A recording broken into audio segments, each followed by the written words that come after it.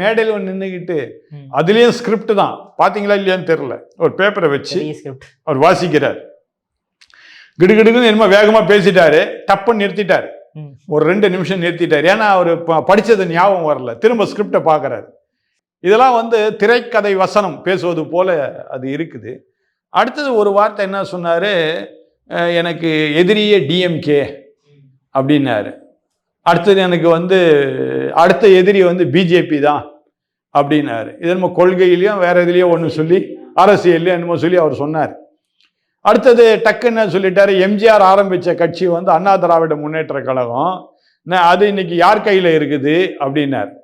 இதே வார்த்தையை அருமையான காலஞ்சென்ற முதலமைச்சர் ஜெயலலிதா அவங்க இருக்கும்போது இந்த வார்த்தையை ஒரு சொல்லியிருந்தாருன்னா விஜய்ன்ற ஒருத்தர் இல்லாமே போயிருப்பார். அவர் தான் அந்த டைம்ல கையை கட்டிக்கிட்டு